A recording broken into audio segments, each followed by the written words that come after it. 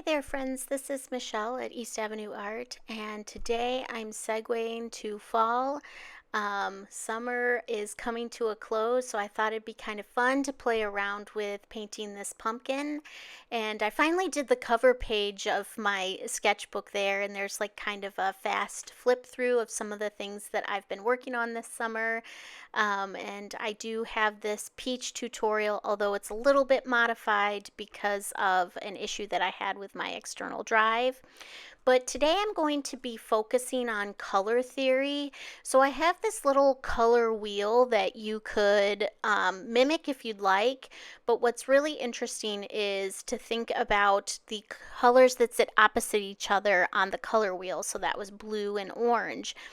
Pumpkins are sort of orange, right? So their complementary color, what sits opposite on that color wheel that I showed you, is blue. So we can use complementary colors in a couple different ways. First of all, complementary colors look really nice together. And secondly, complementary colors can be used as sort of a shadow color. So that's one of kind of the benefits of color theory. So I'm mixing up sort of a really light blue. So I took a little bit of teal and now I'm taking a little bit of just sort of a sky blue. And I'm mixing up quite a bit of color there because I'm going to show you in this painting how you can use complementary colors in both ways, right? So as a companion color that looks really nice side by side, as well as that like shadow color. So I decided I wanted to do sort of like a plaid background with the blue. Like I think that's maybe that's called buffalo plaid, I don't know. So I'm just using my ruler here to kind of get some straight lines. And yeah, so first I'm going to paint the blue, and I've obviously sketched out my pumpkin and stem, and I was just kind of using the ruler, I think, just to kind of make it a little bit straighter. I'm not super great at painting straight lines, and even with those guidelines I didn't do a super great job with getting things straight, although I do like to move my sketch pad around to sort of give myself the best angle for painting. So first things first, I'm just going to paint down the vertical side. And I'm trying to kind of fix that up a little bit, but I actually kind of made more trouble than I should have. And I'm very careful to paint around the pumpkin. And so this is in my Etchr sketchbook, I should say, and I'm using my Mungyo pan paints, my watercolor paints. It's like a 48 pan set. And this Etchr sketchbook is 100% cotton and it's cold pressed, so it's a little bit toothier. I really don't, there's two types of watercolor paper. There's hot press, which has a smooth finish, and cold press, which kind of has this toothier finish. I have a preference, oh, there goes my cat jumping up. I have a preference for cold press. I like the toothier paint. I just like the way that it absorbs the paint. I'm sorry, I like the toothier paper because I like the way it absorbs the paint. I feel like sometimes with a hot press, it sits more on top of. Oh, there she goes again. That's her little code to me that she wants to go outside. But I wanted to finish all of my vertical stripes, and I think I let them dry while I took little Lily out for a adventure. She's leash trained, and so I can take her out in our backyard. And so yeah, this is after her little short excursion, and you can see that I let the vertical stripes dry. So then it kind of gives me this fun like overlapping, which is exactly what I was going for. Now, if I had tried to paint that while it was still wet, the vertical stripes, it wouldn't have given me quite this effect. of the layering on top, which I think is that kind of plaid, at least that I was going for. And so I'm really liking how this is shaping up. I think it's really pretty. I'm really carefully trying to paint around that pumpkin stem. So I have a really kind of large brush because I am painting wide swaths. I think this is like a number 12 round brush. I like these brushes. I got them from Craftamo, and I like them a lot because I like a brush that has a point, like a pretty solid point. And so even though I drew in very straight lines with the ruler, I'm kind of okay with some of them being a little bit wonky, a little bit imperfect. It's not the end of the world. But yeah, again, I'm just carefully painting around the pumpkin. And and like I said, I really like this toothier cold press paper. I just like the way it absorbs the paint a little bit better. As I was saying with the hot press watercolor paper, sometimes I think I get blooms that I really was not, that I'm not as much of a fan of.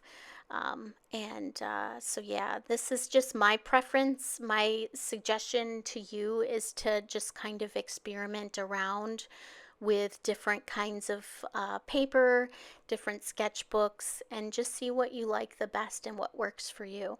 Now, I waited for all of this to dry because, of course, I don't want anything that's still wet is going to run into the other parts that are wet, so I didn't want that. I wanted my background and my pumpkin to be separated. So if I didn't wait for that to dry, that blue, that kind of indigo blue that I'm putting down would end up running into my my plaid background, which is not what I wanted. So here is the other kind of complementary color strategy or idea that I'm trying to show here. So while the orange and blue look really nice together, this blue is going to serve as a nice like shadow color for my pumpkin. So anywhere where I think there's going to be more shadow, so like underneath the stem or towards the bottom of the pumpkin, I'm just going to put that blue down, and that, I'm going to later go over that, with my solid, with my orange. I'm starting with the lightest color that I would have, or that I would be able to see in a pumpkin. So I feel like the yellow is going to be the lightest little bit. And I can build up my color as I go. And I'll do that with some orange. I'm going to mix that orange in with the yellow and just kind of get like that base color. And then I'm going to start painting over the blue. And it's going to take a lot of layering in order for the the blue to kind of look like a shadow. It looks a little rough right now, but you'll kind of see as I keep painting. So one thing that I'm trying to do is keep it darker around where the seams of the pumpkin are, where I put that shadow. So like near where the stem meets and near where there's, like little seams on the pumpkin and the base. That's where I put the blue. But you'll notice that I kind of pull up some of the orange so we can still see a little bit of that yellow in the center, because that would be kind of like the part that would be brighter to your eye. It's like furthest away from the seams. So just kind of thinking about where the light would be hitting is, I think, kind of helpful there. And so yeah, I keep kind of like pulling up with a clean damp brush some of that orange so that a little bit of the yellow shines through, and hopefully that's giving that a sense of like a 3D look. Now I went in with some of my deeper oranges, and I'm especially concentrating mainly where the shadow is. And there I'm kind of adding, oh, I don't like that stroke that I just did, but oh well. So I'm going in with that purple, and sometimes I'm brushing a little bit, like scrubbing on the blue background just to kind of maybe blend things out a little bit. And so I continue to kind of just build up that color, that shadow color. And when I add the orange, you can really see where the blue does kind of blend in naturally, like as a shadow. So sometimes people see a shadow and they think, oh, the best way to show that that's a shadow color is like black or maybe even brown. But that's actually not the case. So the complementary color that sits opposite the color wheel is your best bet when it comes to shadow. And you can see as I continue to add blue, I'm sorry, orange over that blue, the seams and such, you can really see where it is starting to look like a shadow for orange. And then a few places here you can see I'm kind of trying to blend out a little bit. And so as I continue painting, a few times there, you see I added orange right into my blue. And while everything is still wet, I'm kind of adding in, um, dropping in that color. And I think that's giving it a really kind of a natural look. More natural than if I had just put brown or black there. And so that's like a really, I think, a good trick. You can see that really nice natural color that's sort of being derived there. And at this point, I'm just mixing orange and blue right into on my palette and kind of going back and forth between those colors. And just while the paint is still wet, I can just kind of keep adding in layers and just let the water do the work for me. But notice how I keep drying, cleaning off my brush and drying it a little bit and then pulling up in the center just to keep that nice yellow color. So, and then I'm kind of going in a little bit more. So this just gets, into the area where sometimes I'm not quite sure where I want to stop. But I'm just like really trying to make sure that I get enough layers that it looks natural. So at this point, I'm pretty happy with the orange in the pumpkin, and so I'm mixing up sort of a olivey green and a brown to get a good stem color. And for this part, I decided to use a smaller brush. And oops, I think I had a little bit of a droplet of water there. So now I'm putting in like the first layer on the stem, and you can see it's kind of pretty close actually to the blue orange mix.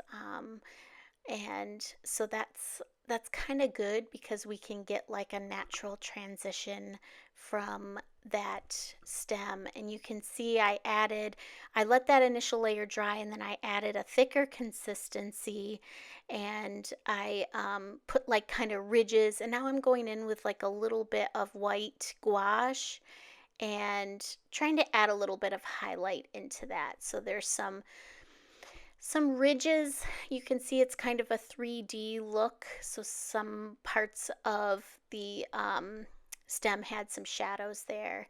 And yeah, so I'm kind of happy with what I ended up with. It's time to peel off the edging. And at this point, I never know what's going to happen, whether my washi tape really worked for me, especially I was painting so much on the edges, but I was really happy to see how the washi tape protected my edges. And I also did extra to protect that peach bowl on the opposite side. And I do have a tutorial for that as well that I did recently. So I hope you liked this. I hope you enjoyed it. Please click like and subscribe if you'd like to see more. Thanks so much.